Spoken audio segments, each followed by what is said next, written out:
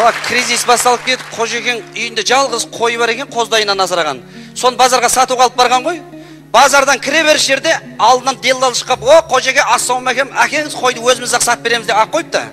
Қожекең аңтаң үсті шаң-шаң андында жерде отырса, делдал базарды көшіріп айқайлап жатыр дейді. Қалайық, міне саған қой деп Қожекең қойын айт деп. Ана жерде аукцион болып отқан ғой, 20 мың, 22 мың қалам, 23 мың қалам, 24 мың қалам деп. Патолог 30 мыңға барған кезде Қожекең делдалдан қойын ақ қойып, айналайын, делдал әке қойды өзімде саталам деп. Болмағаннан кейін делдал халықты айнытып жатыр дейді. Ойбай, мынау немене бәле? Қожекең қой ауру ма, бас салбырап тұр ғой деген ғой. Сөйтсе Қожекең айтады дейді, бас салбырап тұрса немене? Қойым базарға бірінші рет келіп тұр, ұялып тұрған шығар деп.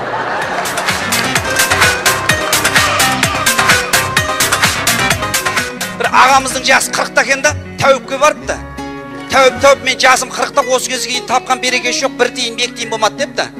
Сөйтсе тәуіп айтты, сен 40-тасың ба? 50-ге дейін шыда деп.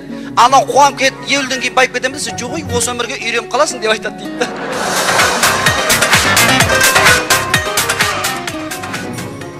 Бір генералдың баласы минаны балғамен ұрып отыр дейді, бомбаны. Сөйтсе біреу батып тұрады, әй, не істеп болсын? Жарылып кетеді ғой, жарылса жарыла берсін, үйде тағы бар деп айтады дейді. Өзбек пен қазақ көріс тұрады екен. Сөйтсе қазақ кекіріп шыққан ғой әбетте. Сонымен өзбек сұрады, қазақ кекіретінде не жеп шықтың деп. Сөйтсе қазақ айтады дейді, күріш деп. Сонымен өзбек айтты, солда тамақ болып па? Өзбек өзің не жеп шықтың десе, өзбек айтты, мен палау жедім.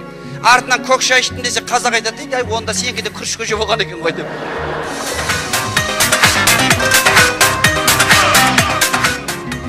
Та қазақ пен өзбек сосед көрші. Өзбектің қорасында помидор, бәдіре, қауын, қарбыз бәрі клубника пісіп тұр. Қазақтың қорасында тап-тақыр іштеме жоқ, екі өгізі бар екен да. Әбеттің кезі ұйықтап жатыр қазақ. Өзбек қорасында жүрсе, қазақтың бір өгіз босанып кетіп, мен қорасында шөп жоқ қана, өзбектің қорасын қиратып, ішіндегі помидорларын жеп, клубниканың үстіне аунап жатыр дейді да. Сөйтіп өзбек ана өгізге шамасы келмейді, қораның төбесіне шығып, қазақ деп айқайлапты. Қазақ деп, қазақ шығып, не болды айқайлап соншама, не болды? Ойбай, ана өгіздің даса жаздайғы пенетті құртты ғой деп. Сөйтсе қазақ тұра тұр депті да, үйіне кіріп кетті жүгіріп. Үйінен қамшап шығып, анау манияқта жүрген өгізіміз үйдің алдында өгіз сабап жатыр дейді жаңа. Одан ең бір ананас десе, босанып кетсе, бұл одан жаман деп.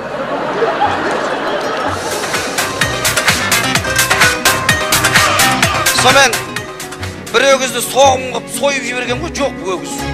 Бір жалғыз өгіз қалды. Бір күн өгіз тағы да босанып келіп, өзбектің қорасы тағы кіріп кетті. Соң өзбек айтты қазаққа, бұл немене бәлем? Қайта-қайта өгізің бір емес, екі емес, қоран бәрі бытшын шығарды ғой деп. Сөйтсе қазақ айтады дейді, осы сендердің тауықтарың үй жаққа туып кетсе де үндемейміз ғой деп айтады дейді.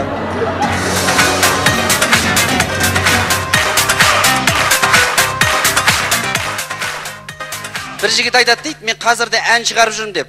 Қой, қашаннан бері композитор болып кеткенсің ба? Десе, ана жігіт айтады дейді, иә, кеше әннің бірінші куплетін енді айтып болсам, радиодан екінші куплетін айтып жатыр деп. Бір қыз Алматыға бірінші рет келіпті да, келе салып бір таксофонға барып айтады дейді, апай, маған ешкім звондаған жоқ па деп. Бір күні бір жігіттен сұрапты, бауырым, сен үйленгенсің ба десе, ана жігіт айтады дейді, түрім өзі сондай дейді.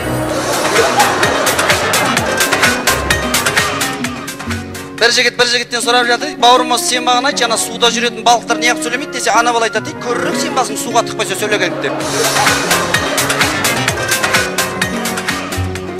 Шал алтын балық ұстап алған ғой, шал. Сөйтсе алтын балық айтты, шал мен жібер, сен үштілең орындайын деп. Үштілең орындайын деген ғой. Сөйтсе шал айтты, балығы көп миды ашта берме деп, аузына алтын салдырып алды.